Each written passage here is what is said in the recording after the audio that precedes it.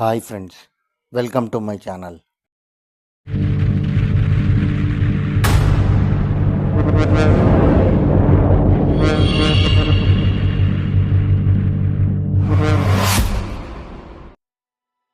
చారిత్రక ప్రాంతాలు, భవనాలు, కోటలు అలనాటి అద్భుతాలకు ప్రతీకలుగా నిలుస్తాయి.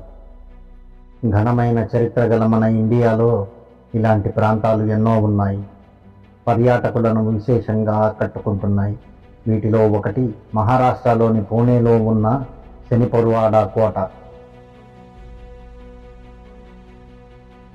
కానీ ఈ కోటలో అడుగు పెట్టాలంటే గుండె ధైర్యం కావాలి. ఎందుకంటే పగలంతా ఎంతో అందంగా కనిపించే ఈ కోట సూర్యాస్తమయం తర్వాత శ్మశానాన్ని తలపిస్తుంది. పౌర్ణమి వచ్చిందంటే చాలు ఆ కోట పరిసరాల్లో నిశ్శబ్ద వాతావరణం నెలకొంటుంది. అక్కడికి వచ్చిపోయే పర్యాటకులను కోట పరిసరాల్లోకి వెళ్ళవద్దని స్థానికులు హెచ్చరిస్తుంటారు. నిండు వెన్నెల్లో అక్కడ ఏవేవో అరుపులు వినిపిస్తుంటాయని, ఏవేవో ఆకారాలు తమకు కనిపిస్తుంటాయని, అటుగా వెళితే తమను వెంటాడుతుంటాయని స్థానికులు చెబుతుంటారు. అలాగే సాయంత్రం 5 దాటిన తర్వాత అక్కడ ఎవరూ ఉండకూడదు. అక్కడి సెక్యూరిటీ సిబ్బంది కూడా సాయంత్రం వేళల్లో ఆ పరిసరాల్లో ఉండొద్దని హెచ్చరిస్తుంటారు. ఆ కోటలో ఏం జరిగిందో తెలుసుకోవాలంటే ముందుగా ఆ కోట చరిత్ర గురించి తెలుసుకోవాలి. ఆ కోటను బాజీరావు పేష్వా నిర్మించారు. అయితే బ్రిటిష్ వారి దాడి వల్ల కోటలో రాతి నిర్మాణాలు మాత్రమే మిగిలి ఉన్నాయి.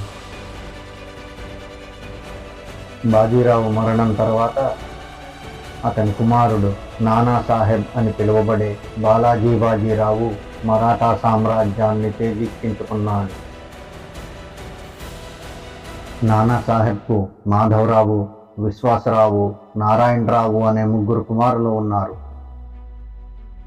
నానాసాహెబ్ యుద్ధంలో వీరమరణం పొందిన తర్వాత మాధవరావు రాజ్యపాలనా బాధ్యతలు స్వీకరించాడు.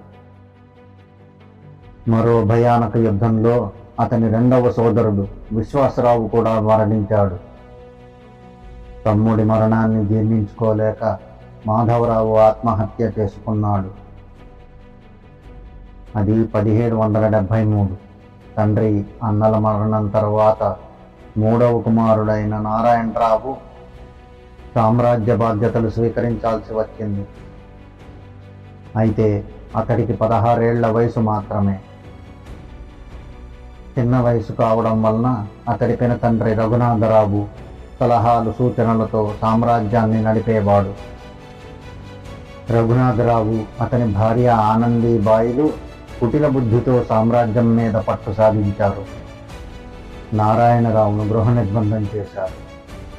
నారాయణరావు పాలన సమయంలో రఘునాథరావు కుట్ర వల్ల గార్దీ అనే గిరిజన జాతిలో విభేదాలు తలెత్తాయి. దీనితో రఘునాథరావు భార్య ఆనందీబాయి ఆ అవకాశాన్ని సద్వినియోగం చేసుకోవాలని భావించింది. ఈ సందర్భంగా గార్దీ జాతి పెద్దకు ఒక లేఖ రాయమని భర్తకు చెప్పింది ఆనంది. నారాయణరావుపై కక్ష తీర్చుకునే సమయం వచ్చిందని, కోటలోకి వస్తే నారాయణరావును మీకు పట్టిస్తామంటూ రఘునాథరావు లేఖ రాసి గిరిజనులకు పంపాడు. రఘునాథరావు లేఖ మేరకు గిరిజనులు రహస్యంగా కోటలోకి ప్రవేశించారు. నారాయణరావు గదిలోకి ప్రవేశించి హత్య చేశారు. అనంతరం అతడి శరీరాన్ని ముక్కలు ముక్కలుగా నరికి కోటను దాటించి సమీపంలోని నదిలో పడేశారు. అప్పటి నుండి నారాయణరావు ఆత్మ ప్రతీకారం తీర్చుకోవడానికి పౌర్ణమి రోజుల్లో ఆ కోటలోనే తిరుగుతూ ఉంటుందని స్థానికులు చెబుతున్నారు. ఆ కోటలో ఎవరున్నా వారిని తన శత్రువులుగానే భావిస్తూ ప్రాణాలు తీసేదని చెబుతుంటారు. అంతేకాక నారాయణరావు మరణం తర్వాత కోట సమీపంలో ఏర్పడిన మంటలలో చాలామంది చనిపోయారని, పౌర్ణమి రోజుల్లో వారి ఆత్మలు కూడా కోట చుట్టూ తిరుగుతుంటాయని స్థానికులు చెబుతుంటారు. అయితే అక్కడ ఆత్మలు నిజంగా ఉన్నాయా? మీరేమనుకుంటున్నారు?